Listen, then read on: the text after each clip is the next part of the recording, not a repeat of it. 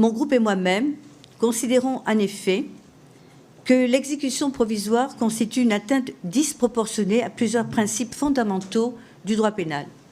Tout d'abord, et ce n'est pas le moindre, c'est d'abord, je l'ai déjà dit, une atteinte au droit au recours effectif, dans la mesure où l'exécution provisoire n'est susceptible d'aucun recours spécifique, alors même qu'elle peut entraîner des conséquences irréparables pour les personnes condamnées.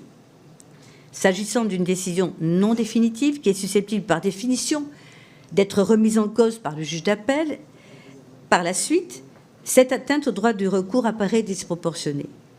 Nous aurons l'occasion d'en reparler au moment de l'examen des amendements. C'est d'ailleurs d'autant plus regrettable qu'un tel recours existe en matière civile, en matière de dommages-intérêts, à la fois devant le tribunal correctionnel et la cour d'assises.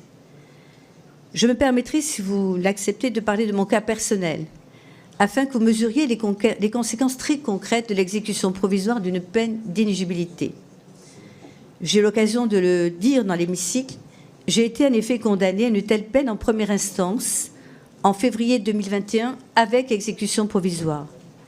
Du jour au lendemain, la ville et l'agglomération que je dirigeais ont perdu leur gouvernance, ont vu leurs projets et leurs chantiers paralysés pendant 11 mois, soit 1/6 de la durée municipale du mandat.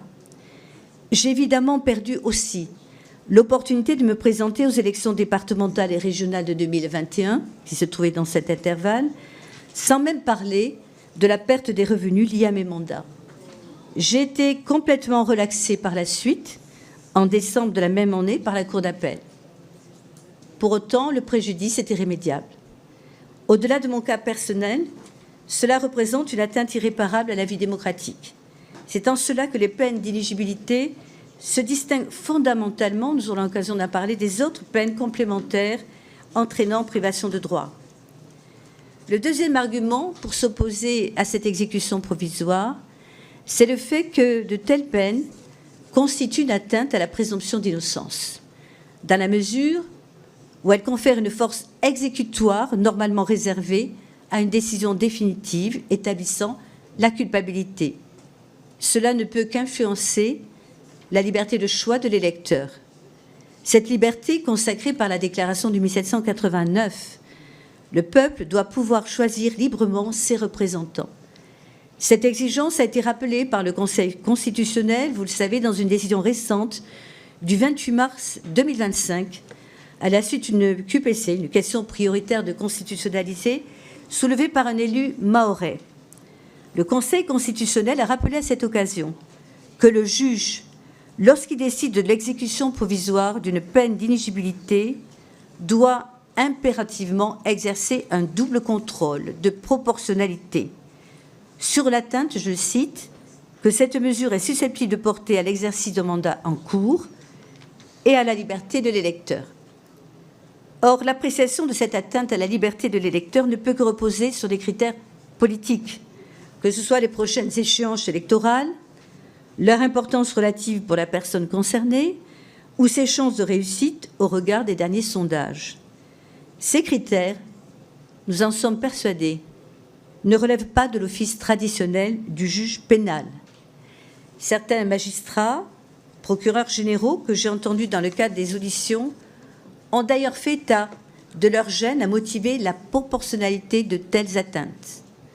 En conférant un tel pouvoir au juge pénal, nous le faisons sortir de son office de garant de la liberté individuelle pour en faire un arbitre de la vie démocratique. Cela représente une véritable atteinte au principe de la séparation des pouvoirs, consacré dans notre Constitution. Comme le relève M. Chotel, je le cite, « Confier à un juge la mission de faire advenir la vertu en politique, et ce de façon prétorienne, c'est faire courir un immense risque à la démocratie. » Enfin, dernier point, il convient de souligner que les magistrats qui ont été entendus lors de ces auditions ont tous confirmé qu'ils ne voyaient aucun obstacle juridique à la suppression de l'exécution provisoire et que cette réforme aurait d'ailleurs un impact limité puisque, déjà indiqué, seuls 5 à 10% des affaires seraient concernées.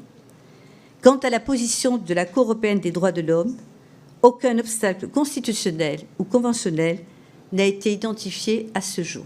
Je vous remercie.